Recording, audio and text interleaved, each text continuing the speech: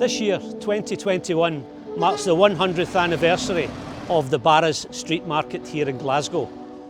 I'm going to take you back to the middle of the last century. Many people came to Glasgow looking to find their fortune. Many of them, when they got off the boat, they immediately scattered their possessions on the pavement and started selling clothing. And this was the start of Paddy's Market. The city clothes market at Green Dyke Street was opened, and that opened in 1875 and stayed functioning through till around 1920. And it was around this time that the police had an issue with the street traders, the pavement sellers, because they were clogging things up. The hawkers were having a hard time finding somewhere to trade.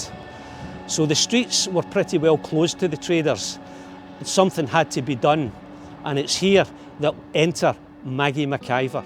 Margaret McIvor was born in 1880 in Galston in Ayrshire, and she was born as Margaret Russell. She would have called Galston Goston, because that was a thick Ayrshire accent that she went on to have. Maggie became acquainted with a woman called Nellie Bell, and Nellie Bell had barrows, and she had a barrow at Parkhead Cross, and one day Maggie helped her out by looking after the barrow while Nellie went for a cup of tea, and Maggie got bitten by the bug.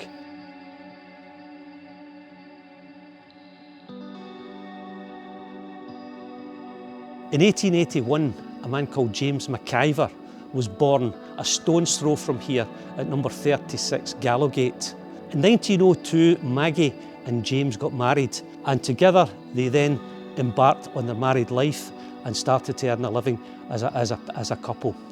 They had a fruit shop in Main Street in Bridgeton, and Maggie was very hard working, because after the fruit shop was closed at night, she would go into the centre of Glasgow with bags of fruit and stand and sell it to the queues at the theatres. She was no stranger to hard work. Maggie went on to hire barrows from a company called Elliott's over in the Gorbals, and she hired her first barrow and a set of scales to weigh the fruit.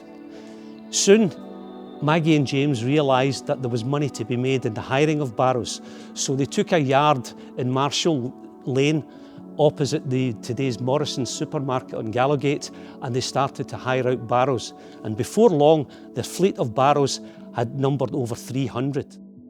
In 1920, a parcel of land became available, and Maggie and James bought the land. And in 1921, the market was opened.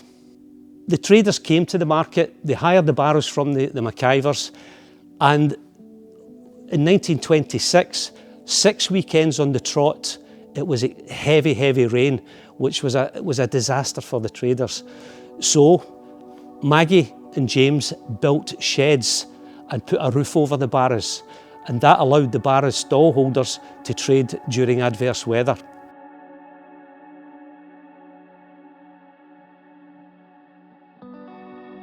Two years later, they enclosed the whole thing, so the traders then enjoyed a place where they could go that was wind-tight and watertight, and they could carry out their business. In 1930, James died, and he died of malaria that he'd picked up during the First World War. So Maggie was then left to run her business, the market.